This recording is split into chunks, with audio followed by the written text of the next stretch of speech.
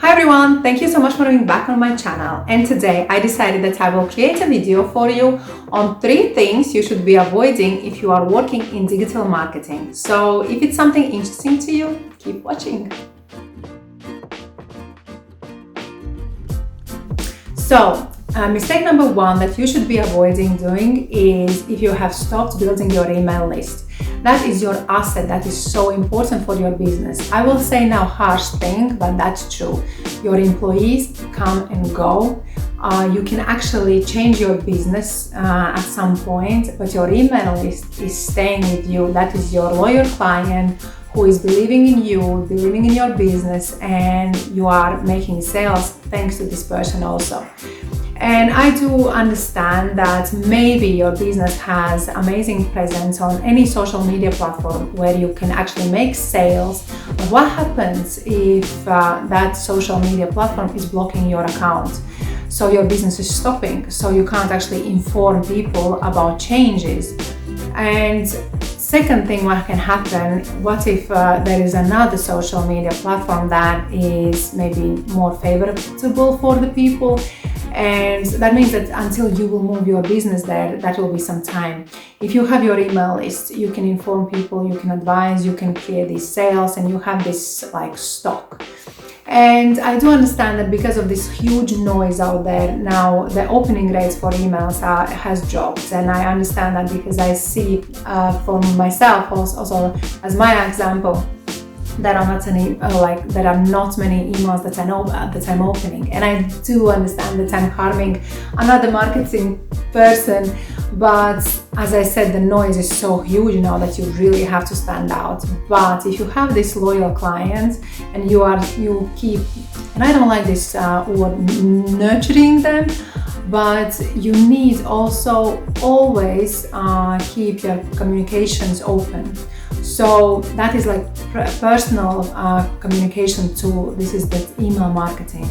So yes, don't do this mistake and never stop building your email list.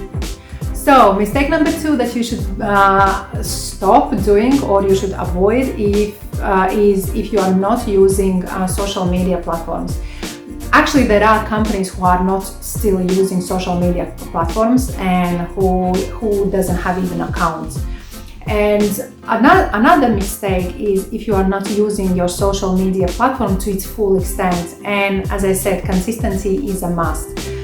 I'm not consistent because I'm working for companies and my day is actually scheduled to minutes and minutes.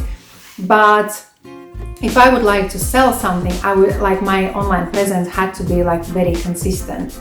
And I mentioned before on my social media that I've been to one seminar now, and it was quite interesting. And the latest research shows that before a person buys, that person should see your product or service or hear about it 77 times. Can you imagine that number? 77. And so think how consistent you should be on social media. How many times that person should see your post or your service or your face. If you are face of your brand, that is even more important. So social media platforms, it gives this feeling of this trust, that person knows you, and that is direct communication, because until someone will reach out to you, you will give this feedback straight away on social media platform. So yes, don't avoid social media potential. Use it. Get to know your clients. Get to know your potential clients, and be present. Be consistent, and just inform. And don't just sell it. Just inform, educate, advise your clients, and that is so important. And then you just watch how your two-way communication will start to build and happen, and watch how sales will grow. So mistake number 3 that you should stop doing is if you are not analyzing the data. So let's pretend for a second you are in Russia, so that will be Yandex. If you are in Europe or America, that will be Google Analytics. And you should really research on this data, because this data will show what is working. set the right goals in order to receive the right answers. So let's say the UTM building is like in Google, it's not actually working as you may think, simply because it just generates leads. But lead generation is, to me, is not closing sales, because maybe you have created nice banner and people who are not in your audience, like in target audience, they are interested to see like only closing deals, and rates will show what is working. So analyzing data is crucial, and this will show you what is working for your advertisement in order for you to keep doing what is working. And to me, it's actually quite often amazes me when people, when something is working, people are still doing, like asking around people what I should do.